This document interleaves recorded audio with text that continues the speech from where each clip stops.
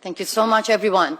I am supposed to talk only in 3 minutes, but in my country, in 24 hours, they killed 40,000 people in Iran. And I am here at the United Nations while the killers are walking here. I saw them with expensive Gucci bags. I saw them with expensive brands walking here at the United Nations. And this is the right time. UN Watch invited me. I'm very thankful, but I am going to talk the truth. United Nations is a sad joke.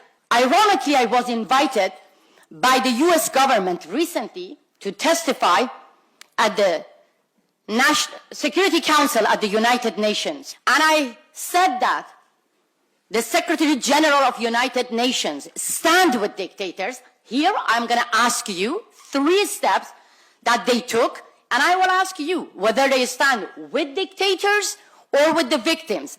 As Hilal mentioned, this should be the United Nations stand with the victims. 3 steps.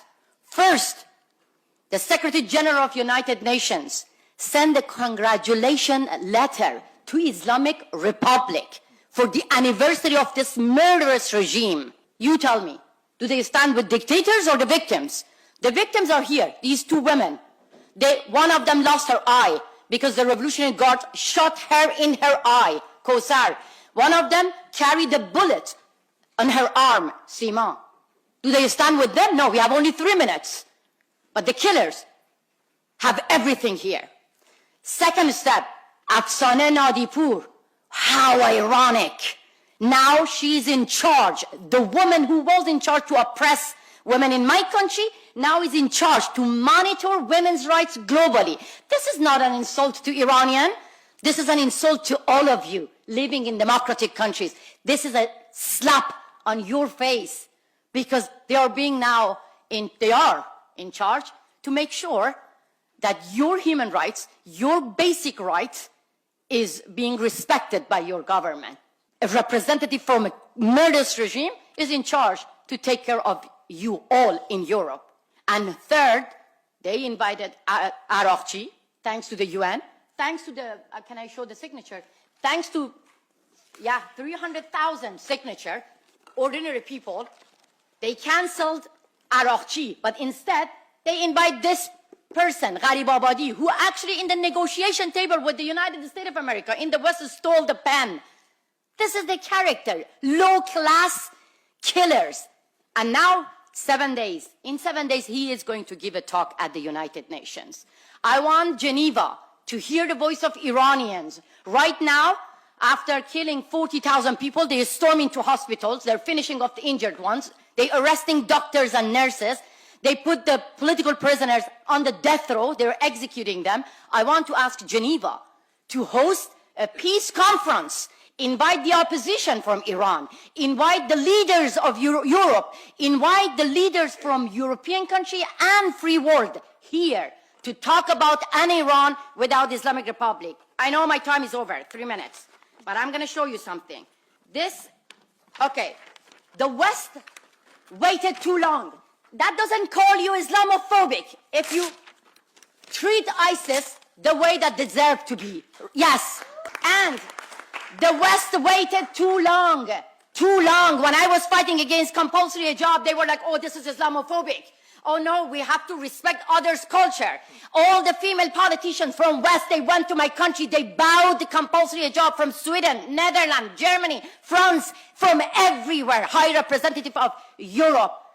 They waited too long until Mahsa Amini got killed. Suddenly, they realized, oh, this is not their culture. They started to cut their hair to show their solidarity with us. Stop cutting your hair. Cut your ties with our killers. And second, they waited too long to designate Revolutionary Guards as a terrorist organization. After 7 years, after America did that, suddenly, 7 years later, they decided to designate Revolutionary Guards as a terrorist organization. Shame. 7 years, waited, and now 40,000 people have been killed. Now the time has come to understand. Don't wait that long. They call this reformist. That's why they keep the doors of diplomacy open when it comes to Rouhani. He killed 1,500 people. You call them reformists, we call them killer. Pezeshkian, he is now reformist. Under his regime, 40,000 people have been killed. When I see my sister standing here, my sister with bullets in their body, being blinded standing here, I feel ashamed that I am alive. I don't carry the bullet. How come Europeans do not feel ashamed by calling these people reformists? They are ISIS. Kick them out from your country and stand with the victims, not dictators. I know I had only 3 minutes. I'm going to leave Geneva forever. You can kick me out forever, but I couldn't keep silent because I feel the guilt on my shoulder. I don't know how to save my people with empty hand. I cannot sometimes sleep. I cannot breathe. I cannot even eat because I feel guilty. I cannot believe how come the leaders of European countries do not feel guilty by shaking the hand of those Islamic Republic officials full of blood.